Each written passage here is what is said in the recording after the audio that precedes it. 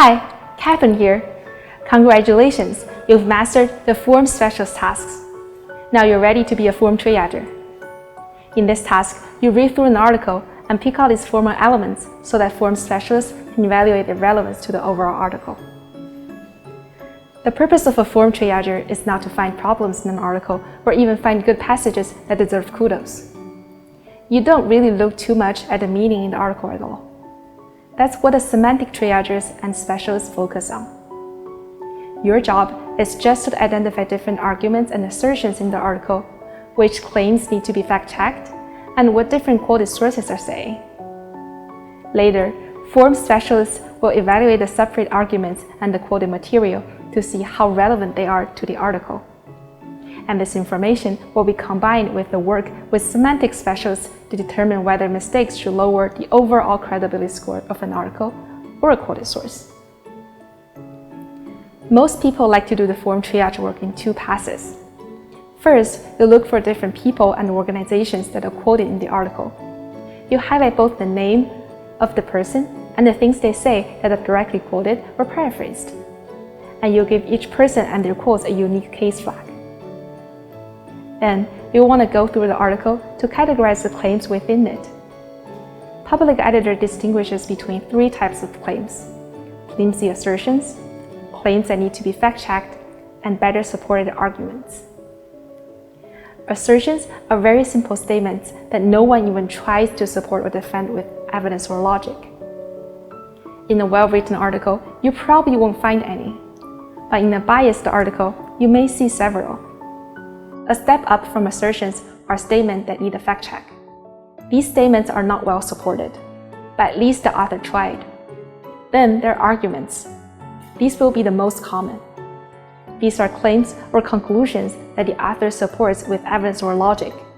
Even if the evidence is faulty or the logic is not sound, each argument should be highlighted and given its own case flag, so it can be evaluated separately by the specialists. First, let's go through and find any quoted sources. It's easy to find anything in quotation marks, but we also want to keep an eye out for paraphrases. Here are some quotes from the study authors. One theory is that following children dilute the resources of their parents, Dr. Julia Royer told the Daily Mail. The next few paragraphs are more quotes from the same person, so let's highlight those as quoted sources too. Since only one person is quoted in this article, we only have one case flag for our quoted sources highlight. Next, let's look for assertions, places where someone jumps to a conclusion without even trying to support it. It doesn't take long to find one in this article. The very first sentence is a great example. While the article tries to explain how firstborn children might be more intelligent than their siblings, it never provides any support for the rather silly claim that your oldest child really has the potential to become the next Einstein. There are some shaky claims in this article, but most of them are supported by some weak evidence or explanation. But here's the second totally unsupported assertion. Firstborn children also show a heightened perception of their own brain capabilities. Nothing in the article attempts to explain why this is true. It's just a bald assertion. Since it's a different assertion, we'll give it a different case number. Now, let's see which statement need fact-checking and which can be classified as complete arguments. Fact-checking is a lot of work, so we don't want to send every sentence we're not sure about to the fact-checkers. We only want to send off claims that are A, important to the article, B, not supported by evidence, and C, theoretically verifiable. In other words, you don't want to call the fact-checkers on the author's claim that Rudy is the happiest person in New York, even if you're skeptical. You're right to be skeptical, but the truth or falsity of a claim like that will be very hard to fact-check. So just highlight that as assertion. Here, we may want to fact-check on a statement. The variations in intelligence are a result of how a child is raised and nurtured, not of biology. Of course, the weasel phrase is said that makes the sentence trivially true. But in context, the authors are implying that's true, not merely something someone said. I want to fact-check this because it's important to the central claim. It's not supported by any evidence in the text. And I've heard experts say that intelligence, like most human behavior, is a function of both nature and nurture. Next, we look for arguments.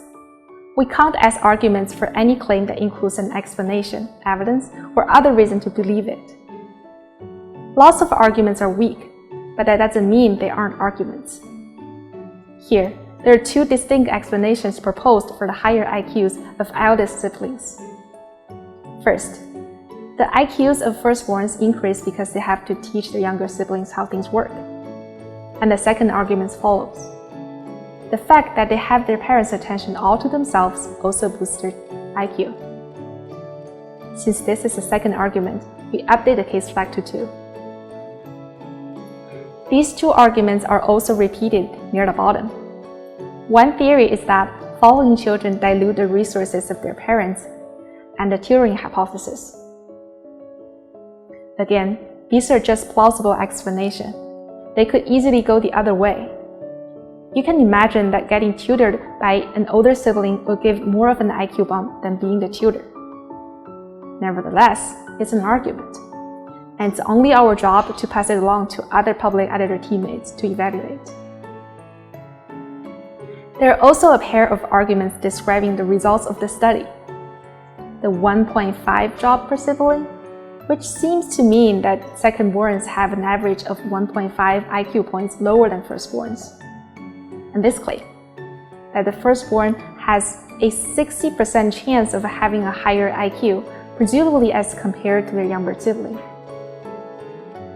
Even though the author doesn't give us enough information to evaluate these numbers, they are arguments. So, we've highlighted a quoted source, a couple ungrounded assertions, 4 separate arguments, and a claim that needs a fact check. That's it. Now you're ready to go. If you get stuck, remember to consult the instructions that pop up for each highlighter at the bottom of the page. Good luck!